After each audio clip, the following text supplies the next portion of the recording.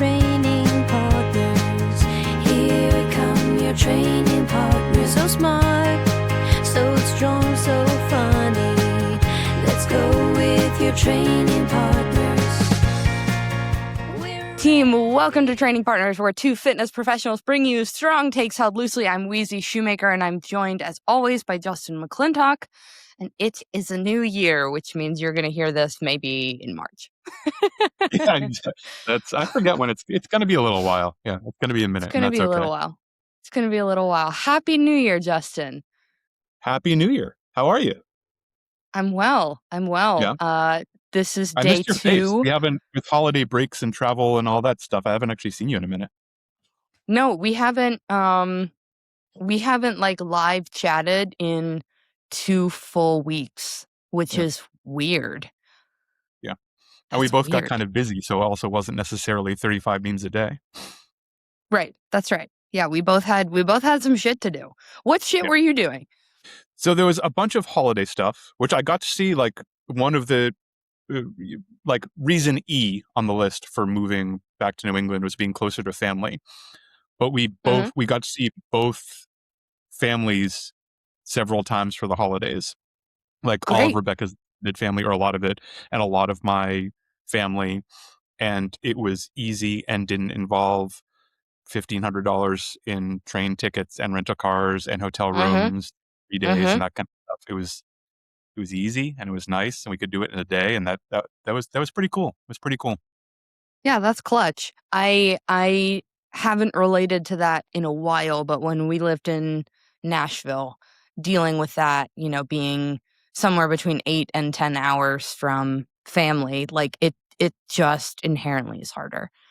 It's just a project. And then like Yeah. every year it was like, okay, well, we can only go to one place because they're too far apart. So Yeah. whose family are we seeing on Thanksgiving and whose family seeing on Christmas? And Yeah. then my schedule has always been a little more flexible, or for a number of years it has. But Rebecca often has to work at least one of those holidays. Yeah. And in Philly, they would, even if like in Philly, the place she worked gave her Thanksgiving off, she would definitely have to be at work at 7 a.m. on Friday. Yeah. So we can't be whatever 600 miles away, or probably 350 miles away when that happens. So that kind of negated being able to do a lot of things, even when she could get time off. So yeah, it was easier, and it was nice to be able to do that, and like, just put presents in a car and not be drop shipping stuff, and the logistics of all of it were far easier.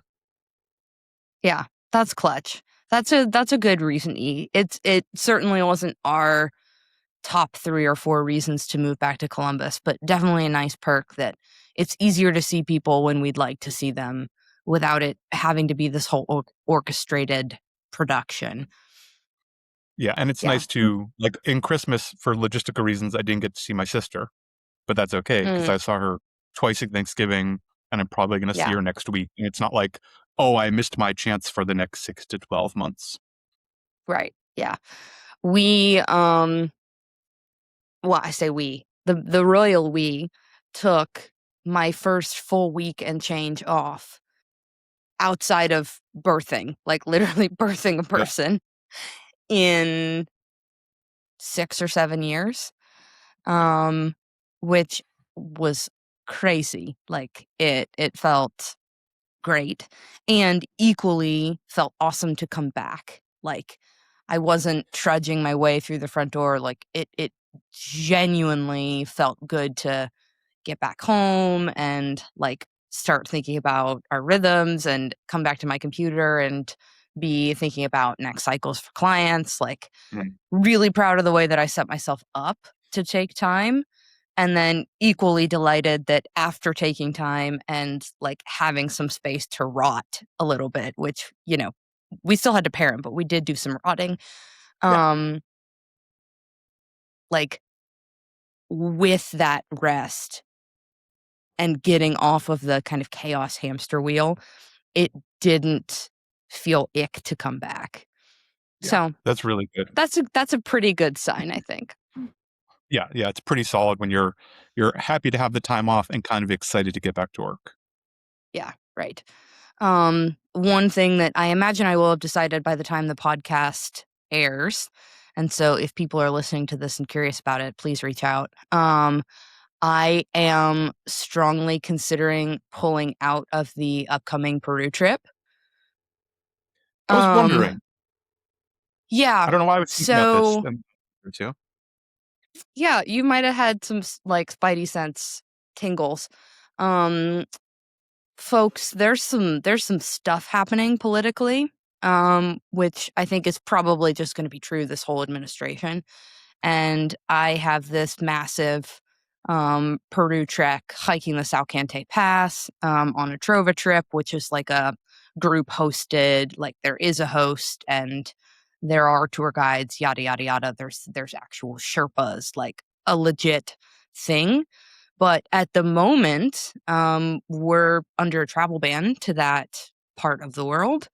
And I'm not confident how long that's going to last. And I have also seen enough people saying that they've gotten stranded where they are with like quite literally no way to get back. And I don't know that I want to fuck with that. So at this point, I've only spent like about $1,000 on a deposit. The flight itself is like somewhere between 800 and 1,800, depending on what I wanted to fly and how nasty I want my layover to be.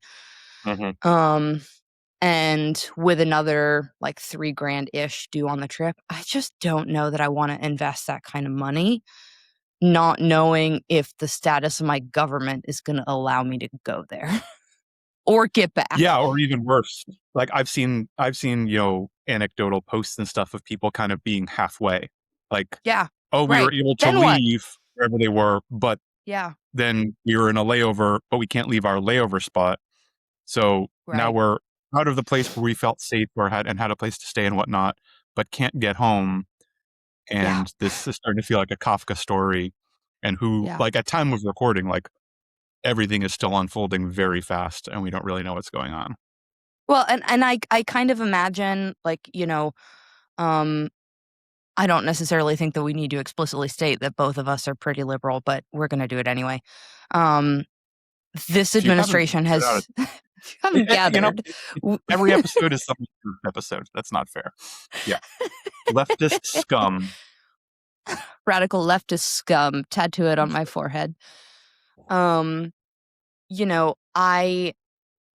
have the belief that all people are in fact people, and by such are entitled to certain like fundamental human rights. That seems to be crazy. Anyway, this administration has just been like chaos after chaos. And so it's difficult to imagine like that changing while we're in it. Like, because it's crazy right now, but it's been something like every day. And it's like, remember, like the chaos and outrageous stuff is part of the formula. This was, they were explicit. We talked about it in the first one too. The first time they did this, like their flood the zone with insanity is a tactic to get as many people up in arms about as many things as possible. And while that's happening, fucking loot the place, like loot the place dry, like give away everything, take the fucking fixtures off the walls and sell it to somebody else. Like it is all being stolen. Yeah. I mean, there's like 5 or 6 different things that I'm infuriated about right now. One of them being the rollbacks on the federal grants to daycares.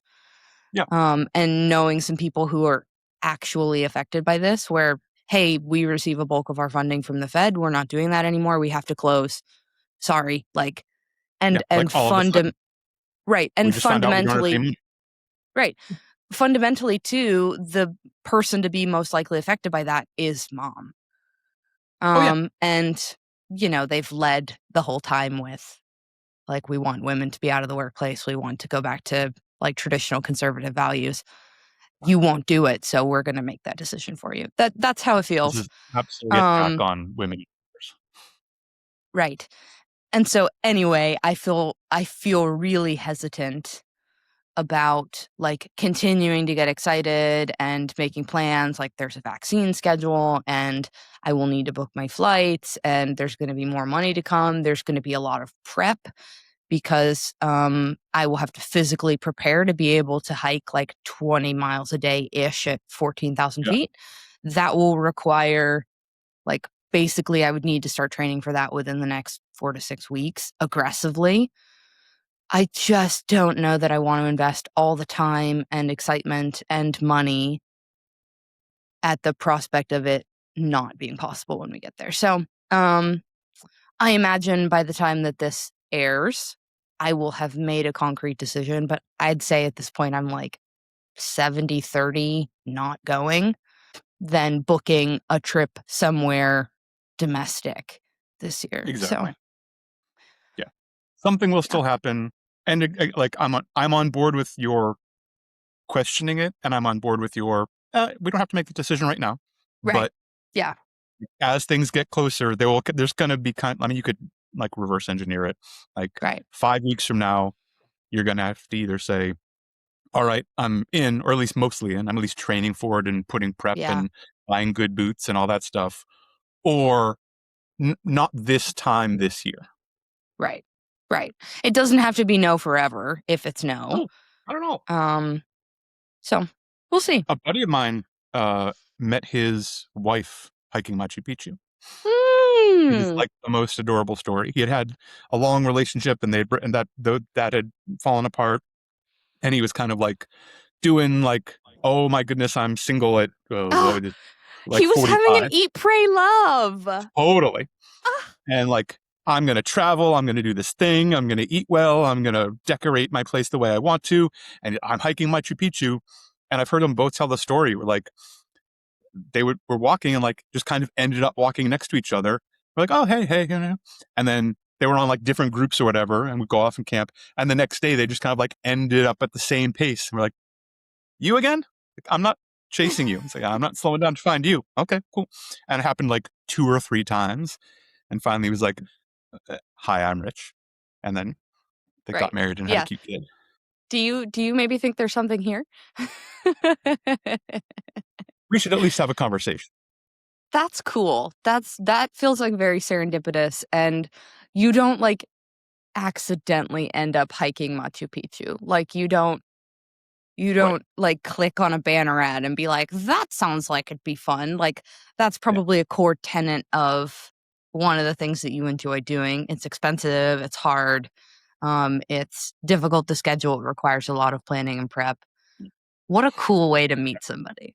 Yeah, and then finding someone like, oh, well, we know we agree about like at least 6 things already. Like the fact that you're here and I'm here and one of us is keeping up with the other one means that like a lot of things are already pretty aligned. Right. Before we get started, I want to call out what I think my new mascot should be. Okay. Which is a raccoon in a lime green turtleneck. I'm fully on board with this. I thought you would be. Yeah. And there should be versions. There should be like presentation raccoon, like the turtleneck is lovely. And like day-to-day raccoon, where it's just like torn to shreds and there's things on it and there's a little bit of powder here. And you're like, is that protein? Is that cocaine? What is that? Something's going on here. We don't know. It could be anything. It could be like dry diaper cream. We don't know. Almost anything. Could be anything. Maybe it's chalk. Who knows? All right, my friends. So today we are going to be talking about why do we fail? Big one. And to set the scene for this was something that I wrote and researched in, I don't want to say a moment of frenzy, but a lot of what we talk about often comes about because something happened either in our coaching or in the fitness landscape, in social media, something new that's trending. And I had the first person in a while who I was preparing to fire anyway. It was not a good fit. It was somebody I never should have enrolled in the first place that I did, that quit and sent a very direct message about why they were quitting. Sent you a review that you can publish. Right. Yeah. Sent me something that I will never, ever, never put to the masses. That I'm sure to them was perfectly fair and reasonable and let me say my piece. But it was clear to me almost from the beginning that this was not a relationship that was going to be successful. And I didn't do what I needed to do to sever it then. And so, what we're about to talk about, why do we fail, is my verbal diarrhea on like processing this relationship that's severed. I think, first of all, I think this is a great thing to go through. And you sent me, we were chatting while all this happened. And I'm honestly glad the way it went down the way it did, because I think it was useful. But just to frame for people a little bit, this kind of conversation is one I often have with people before I agree to work with them. Like, depending on the person, I might say, like, can I tell you the 3 reasons why, if someone works with me and we agree to work with each other, why they fail, why it doesn't work? Because if this sounds like you, raise your hand. Listen to this, because it may well shed some light on why things you wanted to work haven't worked in the past. Weezy, why do we fail? We fail. So I have a list of just general items that I imagine we're going to go back and forth on. And then I, of course, have a PubMed article that I will read from that we will unpack. Sweet. So, number 1, why do we fail? We have a lack of persistence, meaning a lack of ability to stay the course long term. Yep, completely. We see this all the time, especially in the front portion of the year. People set a big meaty resolution that they're really motivated by at the beginning of the year, and that is not actually backed up by substance or by support, which we talked a lot about in our Fuck Your Resolutions episode. So if you haven't heard that, it's worth a listen. And they get to a setback of some sort, a speed bump, call it, and they don't go over it. That's it. And it's hard to push through those. This is one of the reasons I sometimes get pushback on if you work with Feel Strong, I require a 12-week commitment up front. Right? I won't start if you don't agree to at least 12 weeks. And there's a couple of reasons. One is that's more than enough time to show that it's really working. Right? Yeah. I used to do 8 weeks and that was okay. 12 weeks, we can like test and retest at least twice. And I can just point and say, look, you're twice as strong, you're 3 times as fast, all the things are working, you're feeling so good. It's enough time. It's also enough time for several of those roadblocks to show up. Like 3 months is enough time for real life to get in the way, and us, me as a coach and them as a client, to figure out the ways we need to adjust, move, work around it to make sure the thing is still working in real life. Reason number 2, a lack of conviction or a lack of a strong why. Yeah, 100%. This happens a lot at the new year. Like, fancy, novel, interesting, that isn't backed up by anything meaningful. Right. People set a big, hairy, audacious goal without really, really caring about it, right? I want to lose 30 pounds. Why? Because I want to lose 30 pounds. Okay, sick. That's probably not going to work. And unfortunately, I think basically all challenges fall in this category. All challenges, whatever it is, a 21-day food thing, a 75 hard thing, whatever the flip it is. Okay, this sounds difficult and hard, but I'm going to gamify it and put my nose to the grindstone and get through it. And honestly, sure, then what? Like, what's the point? If the point is just to do the thing, you'll do the thing and the thing will end. And you will revert back to, at best, exactly what you were doing before the thing, most likely. You're not going to do 75 hard just over and over again. Probably. It's not very sustainable. So this is not anti-challenge, but it's often that, like, back to the Fuck Your Resolutions exercise that you help people with. It's a lot of doing without a lot of understanding the being part of it. Right. My hot take on this is that challenges are actually not difficult. Ooh, I like it. Right. It's really easy to put a date on the calendar as like, I'm going to do X thing until this day. And exactly to your point, sick, then what? Have we tried 365 schmedium?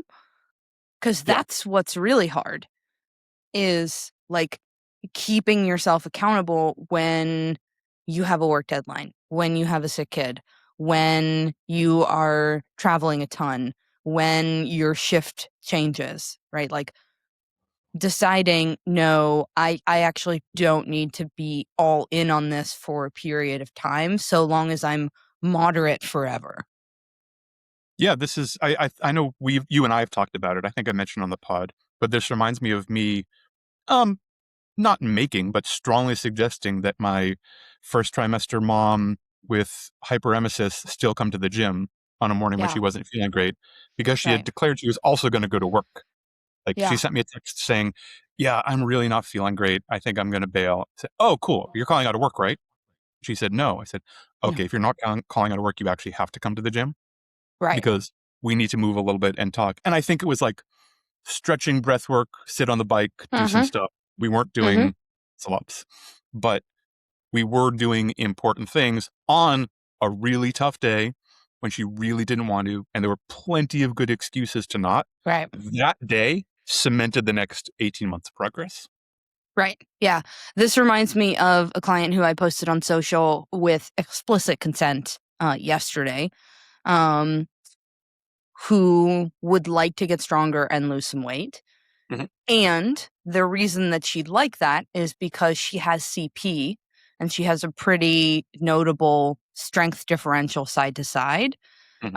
And noticed that she didn't have the ability to autonomously like shift her weight side to side when she was sitting down anymore.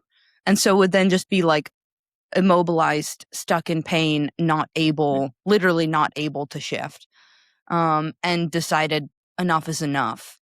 Like something needs to change. I call that out because it's not inherently bad to have weight loss or strength or aesthetic goals, but what's it tethered to? Why? Yeah, right? exactly.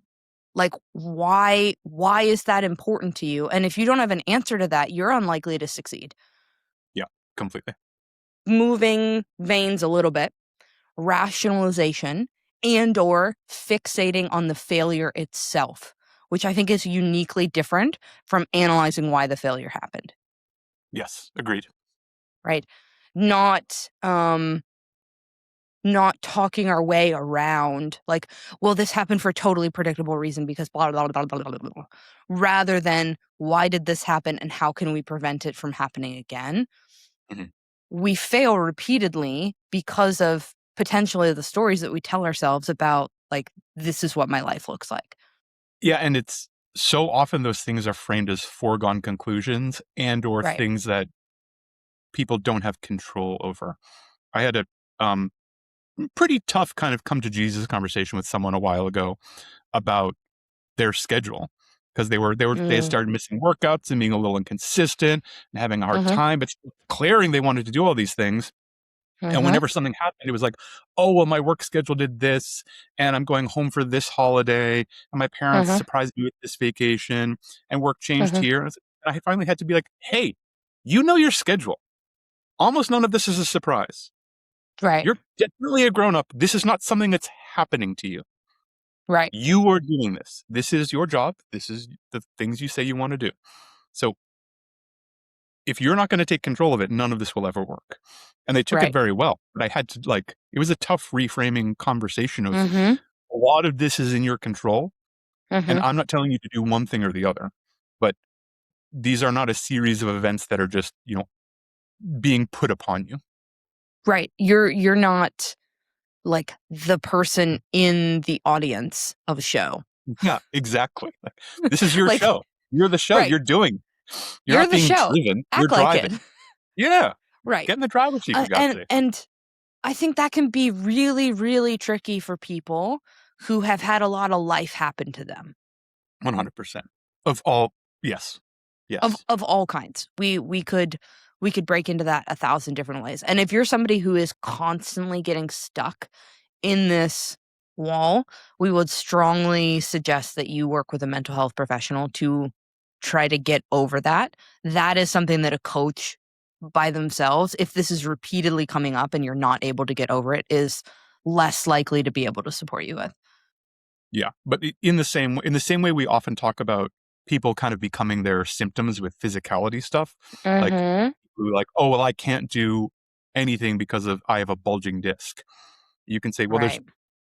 there's someone within a 5-mile radius who has the exact same diagnosis and is living a very different, very active life. That's just a fact. There is someone out there who has a set of circumstances that are very similar to you, a number of them unfortunate, and they're still making progress. That's right.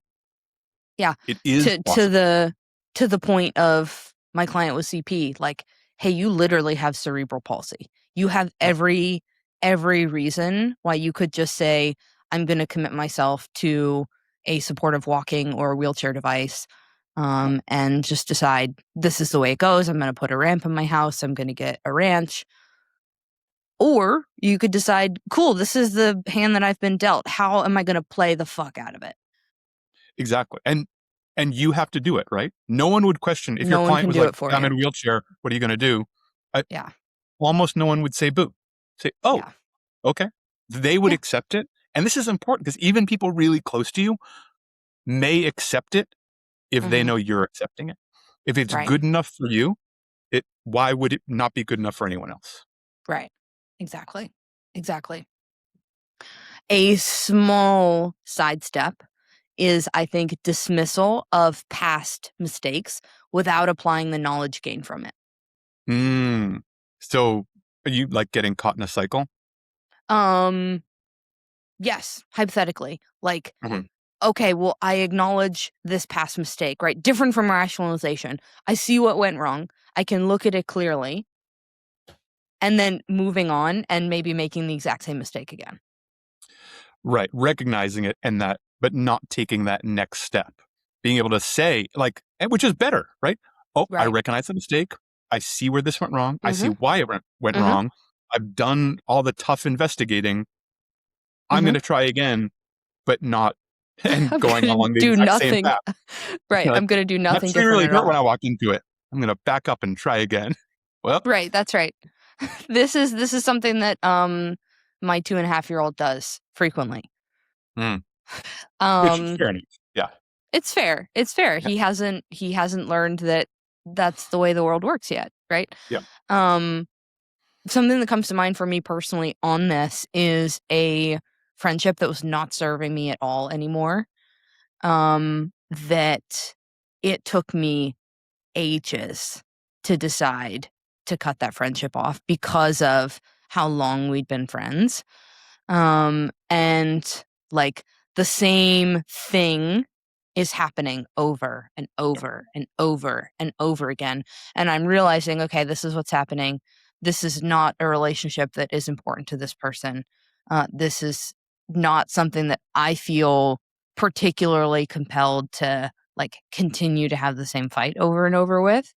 And just eventually decided like, I'm going to go silent on this. And it's hard. It's really hard.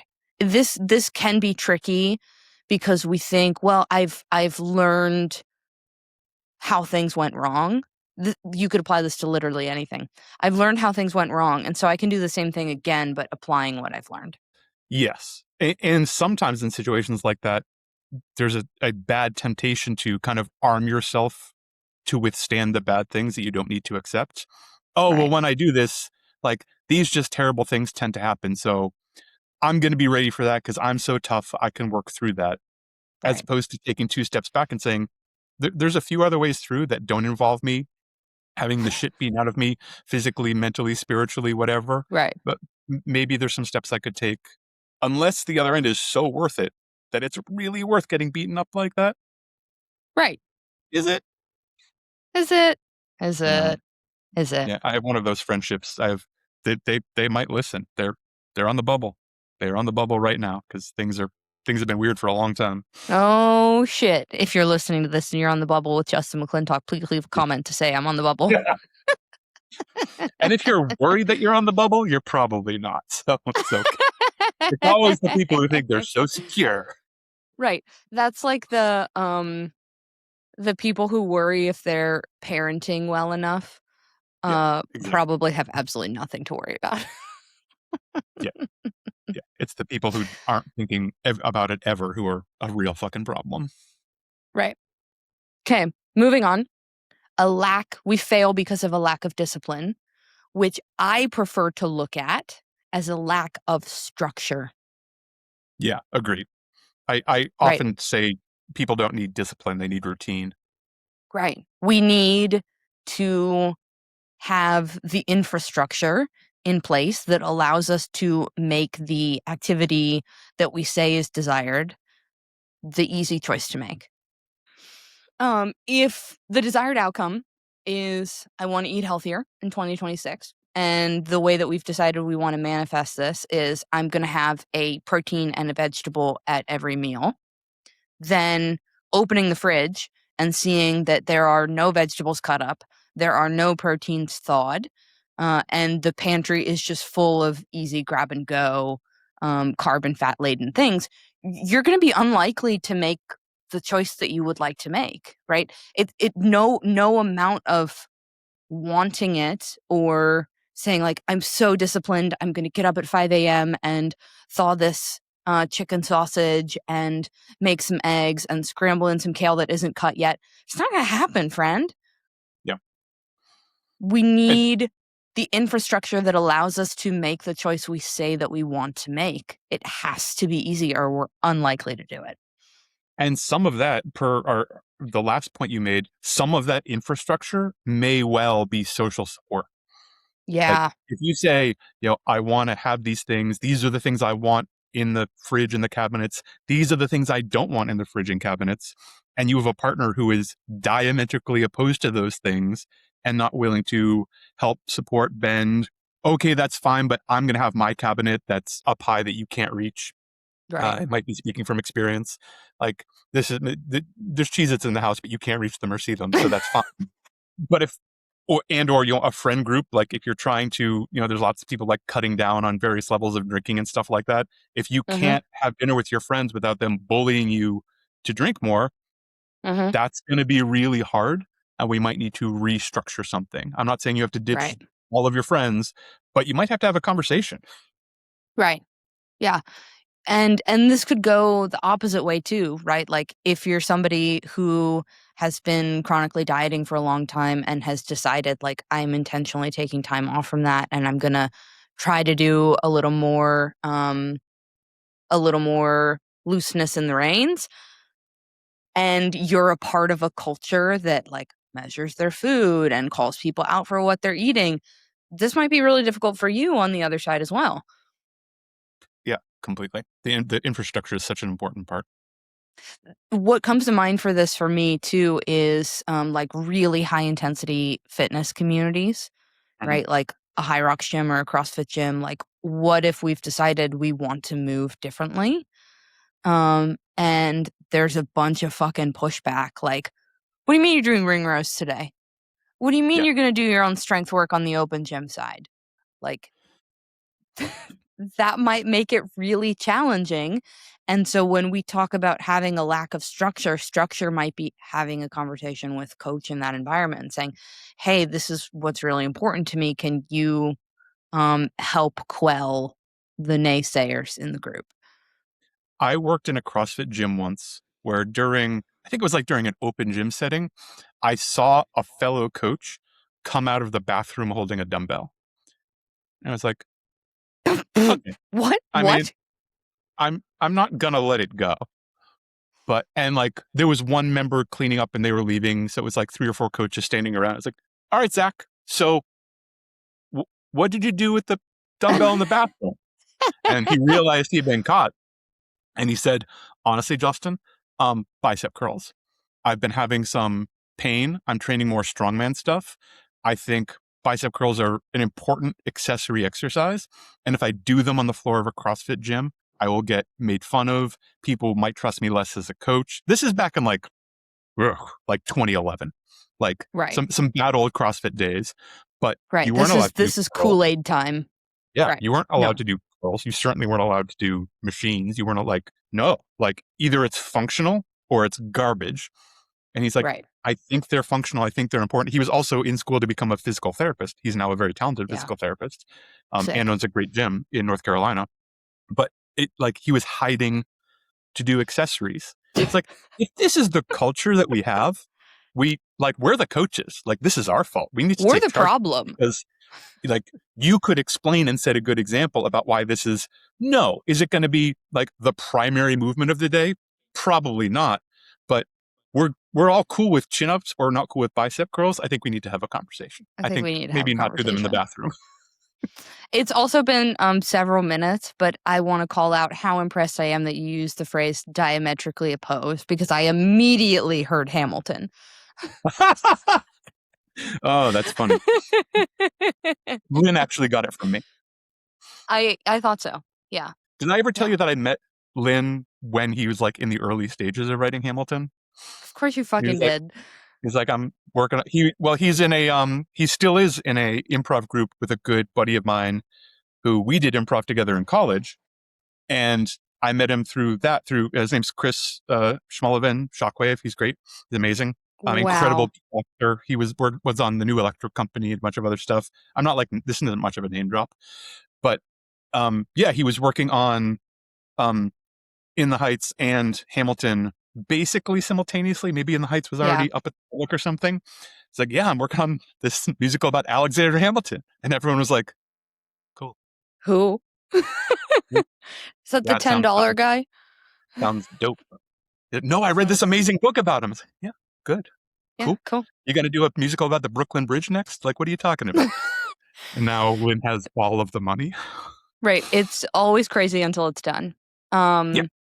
The Hamilton soundtrack was a very, very big deal right after Walt was born.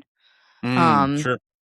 And so basically the only things that we listened to postpartum were Taylor Swift's album Lover, which had just come out. It came out days before Walt was born. He was born to it. Thank you very much. And Hamilton, which Walt loved. And he would that's kind of the first thing that he liked. That's adorable. I'm sorry, I shanghaied your tiny tangent into a much bigger tangent. I don't even know where it was first. Let's move on. Away we go. So next on the list is written as poor self-esteem, but I really think of this more as like a lack of self-respect and or self-worth.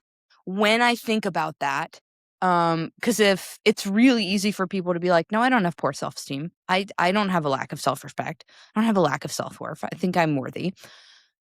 This could be described as the person who, when they fail, they say, I'm a failure rather than I failed.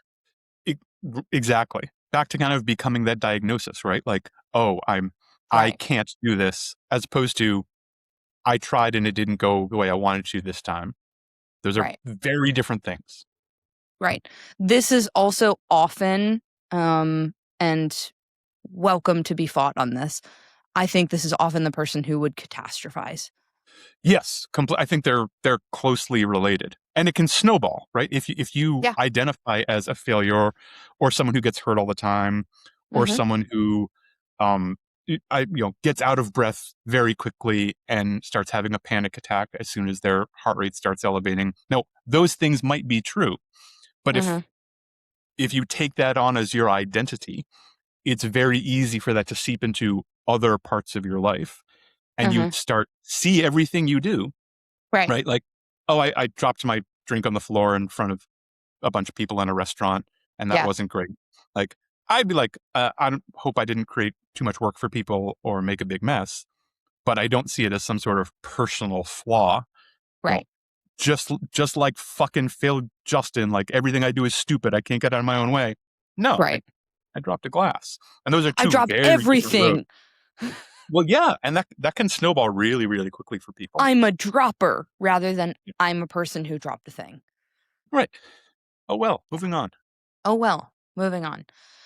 last one on the list here is a fatalistic attitude, which prevents people from taking responsibility for the state of their life. right? These are the people who often feel resigned to their fate, who will say things like, it is what it is. This is always how it goes. Life is happening to me. This has just been horribly unfair. Again, you're not in the audience of your life, right? This You is are at a card table being dealt a hand of cards and deciding how to play them. It might be a shit hand. That sucks. You still got to sit at the table and decide what to do next. these are sometimes, not all. I mean, there's a lot of overlap with all of these reasons, but these are sometimes the people who are the I've tried everything, or I've tried that before. Like, oh yeah, I've Yeah. tried that kind of thing, and it didn't work. Yeah, I know it works for everybody, or It pretty didn't much work everybody, for me. but it didn't work for me. No, actually, being in a calorie deficit made me gain weight. Okay, like Okay. there's a ton of nuance to that conversation potentially, but what you just said is definitely not true. Right. However, there's a bunch of reasons you could think it is true, and I get that. I'm happy to have that discussion. Right. But if you lead with, well, this is impossible. Like, I've tried it and I'm this, like, I can't get stronger and I can't change how I move and I can't deal with pain and I'm incapable of adaptation to anything, then yeah, that's also going to be true. It's going to be true because you Right. believe it, not because of Right. any kind of physiological truism. Right. The next question to that person would be, are you willing to confront that you are the reason that's not happening? Yeah. And perhaps not said that bluntly, right? Like, some people might absolutely fall apart at that. Some people might be like, oh, fuck. Yeah, Yeah. I am. Let's go. I truly had a conversation an hour ago with someone, like, online, commenting on Yeah. something and asking about, like, some activity, and they listed this line of things that they have going on with them. They have Mhm. MCAS and POTS and PCOS and Ehlers-Danlos syndrome. I always say that wrong. Ehlers-Danlos? EDS. Yeah. Yeah, EDS, and high blood pressure and a few other things. It's like, those Yeah. are all. I have a client right now who literally has everything you just said I and can trains see their 25 hours face. a week.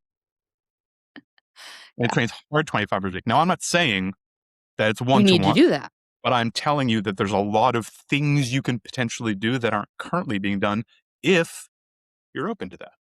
Right. If you're willing to decide that that's possible for you. Yeah. If you're not, And if it's that's cool too. Like, it's not my job to convince you of that, but it is my job and my responsibility to tell you that there are other ways yeah. if you And back want to that. your, like, not having an important enough why behind something. If Mhm. it isn't a big priority for you, nothing I do is going to make it a priority. So why even bother starting? But, Right. like, I can't convince you that it's important. I Right. can guide you how to get to the important place, but it needs to be important to you first. That's right. That's exactly right. So I want to read an excerpt directly from a PubMed article and then unpack it a little bit. We Cool. will link this in the show notes. I say we, also the royal we.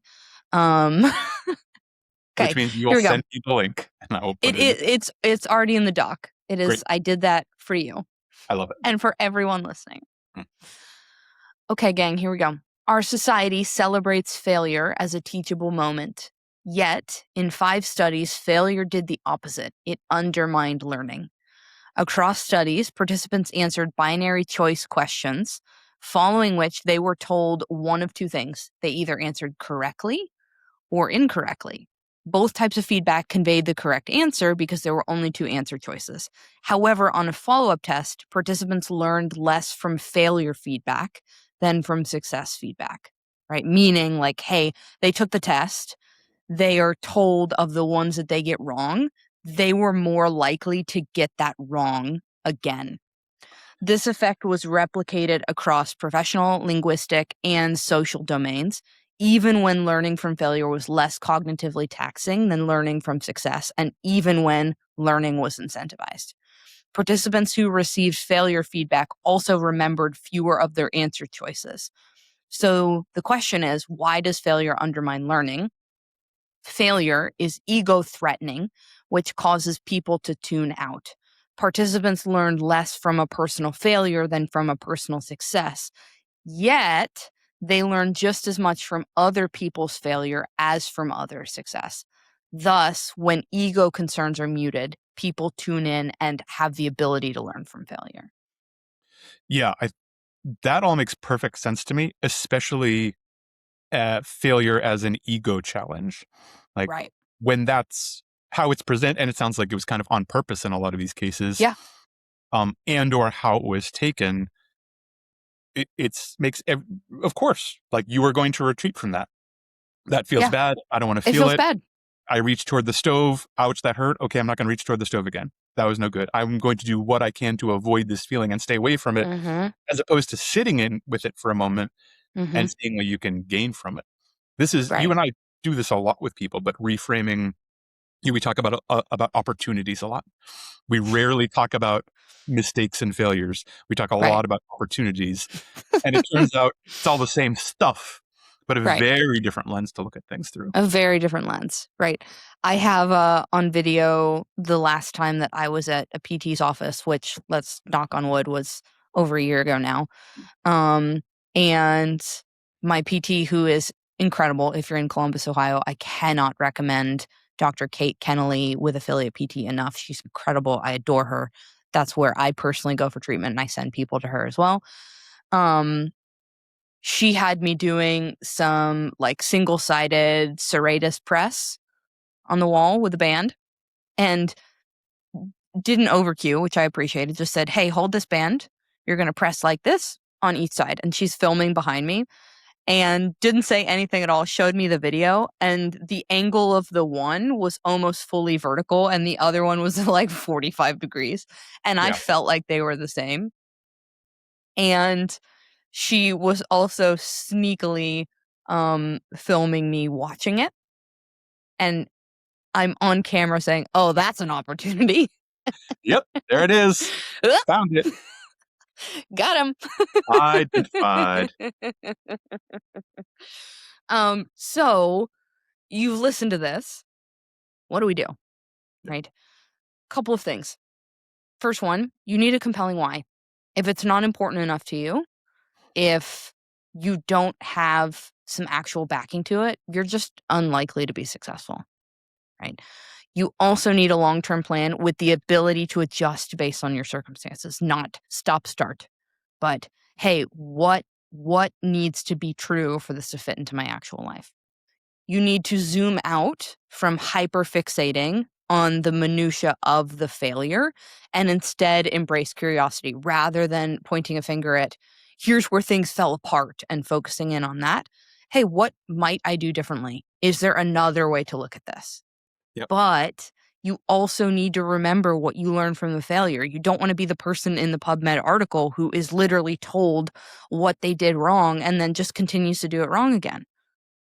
Yeah. That reframing failure is such a huge mindset shift for people. Mm-hmm. And it's hard. And as someone like, I don't like failing. Like in the moment. No, it doesn't feel good. Like, and I feel less than, or I get defensive or something happens. And then the next step is, oh, wait, this is where all the learning is. This is Right. where the good stuff Right is. here. Like, I honestly think of it kind of, if you ever had like a really aggressive massage or maybe like myofascial release, something where it's happening, you're like, well, this is, in any normal circumstance, this would be incredibly painful. Like, I wouldn't stand for this kind of pain and would run from immediately. But I know that in 10 minutes, I'm going to feel better. So I'm going to go through this because in 10 minutes, my week's got to be changed. Right. That's what almost every failure is. Right. The two that I think are the most important on this, you must detach your self-worth from the failure itself. You have to. You can fail without being a failure. And then, crucially important, you must take responsibility for the role that you played in your failure or in your continued suffering, regardless of what has happened to you that's outside of your control. Yeah.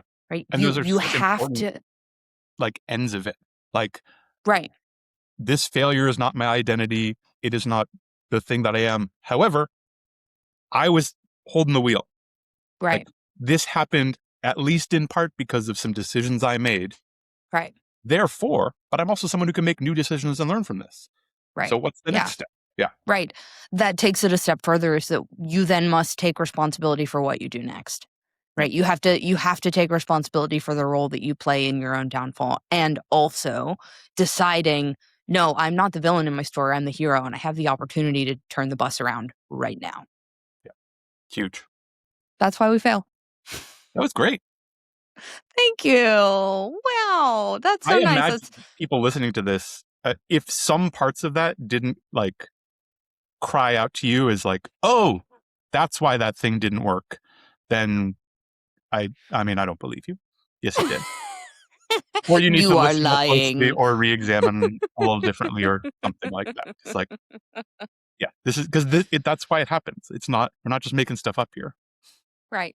And I know we've talked about this episode once in this podcast already. It's the last one that we recorded, so it's top of mind. But if you're wanting to set new habits and have a solid framework for like, okay, well, like give me a more tactical guide for how I can not fail as I'm progressing through 2026, go back and listen to Fuck Your Resolutions. Do it while you're somewhere seated and have access to a pen and paper, because there's a tactical exercise to it that I think would be really helpful. Yeah. I think it's great. I actually did I don't know when it's going up in relation to this episode going up, but I gave myself the challenge of shooting that whole exercise in under 3 minutes. Sick. Like a social media post. So it's fast and dirty, but it might also exist on Feel Strong social media by the time you hear this. Wow. So if you prefer a video guide and you like Justin better. Justin better than Justin Plus. Whoa. I'm not the fucking sidekick. I'm the steak and potatoes, Justin. Get out of here. Oh my God. We're definitely getting you a tank top that says I'm not the fucking sidekick. Yeah. Should we do a segment? Let's do a segment. So this is a tried and true game constructed in a very particular way. We are doing Would You Rather. Yes. We're doing Would You Rather Fitness Cringe Edition. So you are going to like, I think, none of these choices, but you're going to have to make a decision. I have to choose. Okay. I've got like 7 or 8 of them, something like that. Okay. Okay. Would you rather every time you finish a lift, you have to look at someone and say, did you see that? Wasn't that great? Or be unable to perform any exercise without grunting loudly? I could be the grunt person. Grunting. Fair enough. Can I tell a quick story here? I'd love to. So in pickleball, I have garnered myself a reputation as just being loud. Loud for pickleball. Loud for pickleball. And one guy who I play with quite a bit, I actually like gun to my head don't know his name, which is like it's such a weird, like I spend hours with him a week. Couldn't tell you. Super nice. And it's been too long, I can't ask. Yeah. But he one time was like, do you know that you make a lot of sounds when you're playing pickleball? And I was like, yes, thank you. I'm autistic. I think they're stims. I had the other day, I was doing my physical therapy in my garage gym, and my lovely wife had come out and was like doing some small chores in the backyard. And after I was done, she's like, were you hurting yourself? I mean, it wasn't very comfortable. Why? She said, you were making some noises. And I had my headphones on like blasting. I was like, I don't know what noises I made. No idea. I was unaware they were happening. She's like, oh yeah, they were loud and worrisome. Great. Mm-hmm. Mm-hmm. Great. There's one shot in particular that I really like making. It's when somebody hits to like the right corner and I'm playing on the right and I have to run at the ball and then I hit it the other way. Okay, sure. I love that shot. And so when I see it being set up, I often make sort of like a ah noise while I'm running at it. That's like so believable. Next question. Would you rather have to walk everywhere backwards because you're bulletproofing your knees, or carry a portable massage gun with you everywhere you go, and anytime you're waiting in a line, you have to use it on your glutes. I'll walk backwards. I think it's fair. Water. Would you rather always carry a giant 2-gallon jug with a giant no excuses label on it, or only be able to drink from water from one of those hats that has the 2 cups on it and a long crazy straw? I'll be the hat person. Yeah, I thought you would like that. Like that. She might just do that. I actually don't. She might just do that. You might have one of those hats. I had to take it off to put on my headphones. Yeah. Is the thing. Like, I feel like those hats are probably in Nashville. You can probably have those. Yeah. Give me one moment. The dog is doing something.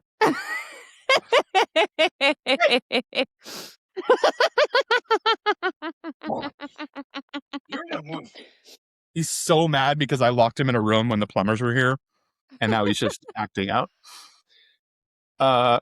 Would you rather have to apply excessive chalk to your hands before any manual task, including like typing on your laptop, or before you open any door, have to slap your own face and scream, lightweight? I do that one. That's funny. It is fun.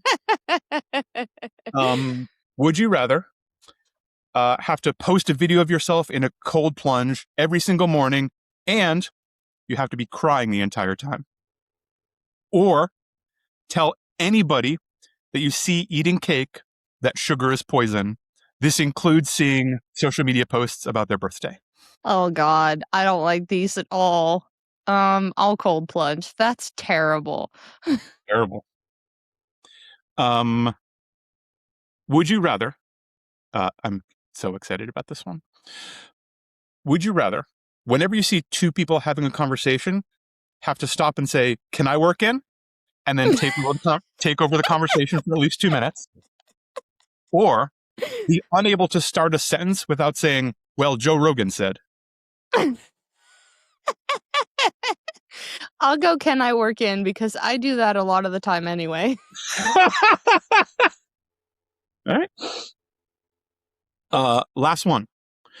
Would you rather need to suggest rectal ozone therapy to your next prospective client, or explain the benefits of perineum sunning to your parents next Thanksgiving?